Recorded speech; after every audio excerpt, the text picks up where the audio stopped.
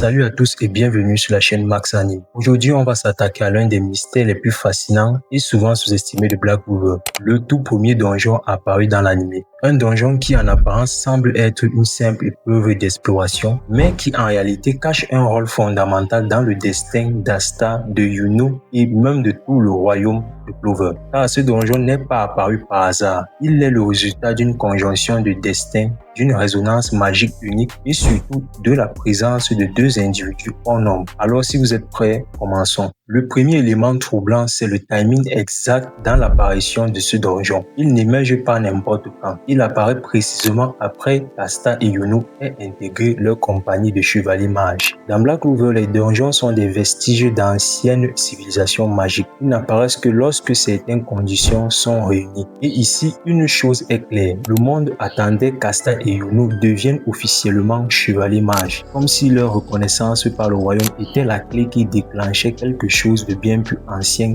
et de bien plus grand. Contrairement à ce que beaucoup pourraient penser, ce donjon n'est pas une opportunité offerte au hasard. Asta et Yuno ne sont pas simplement des explorateurs chanceux, ils sont la raison même de l'apparition de ce donjon exceptionnel. Le donjon ne réagit pas à leur statut social ni à leur rang, il réagit à leur grimoire. Yuno possède un grimoire à 4 feuilles, symbole de chance, de talent divin et d'une affinité exceptionnelle avec le mana. Asta lui détient l'impensable grimoire à 5 feuilles, porteur de l'anti-magie, une force qui ne devait même pas exister dans ce monde. Ces deux grimoires sont des anomalies et c'est précisément cette anomalie qui entre en résonance avec les trésors scellés dans le donjon. Sans Asta et Yuno, le donjon ne serait probablement jamais manifesté. À l'intérieur du donjon se trouvent deux trésors majeurs, chacun destiné à un porteur bien précis. Pour Yuno, l'esprit de la Sylphide, incarnation pure du vent, reconnaît instantanément son potentiel. Leur lien est naturel, presque prédestiné. Pour Asta, l'épée Demon Destroyer,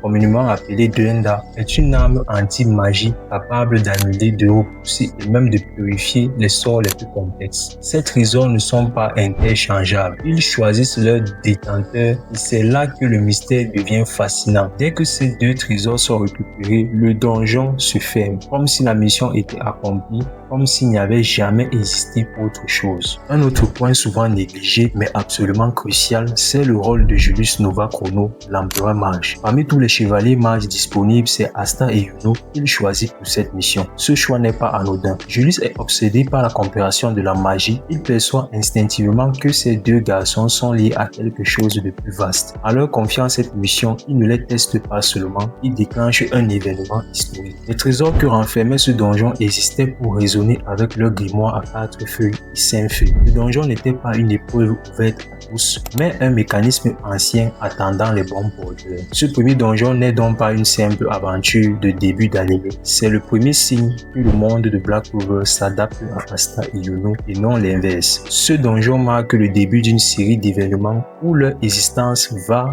bouleverser l'équilibre du royaume, de la magie et de l'histoire de tout Black Clover. Si cette vidéo t'a plu, n'hésite pas à lâcher un like et à t'abonner à la chaîne et à me dire en commentaire si tu penses que le destin d'Asta et Yuno était écrit dès leur naissance ou pas. Et moi je te dis à la prochaine pour une nouvelle vidéo.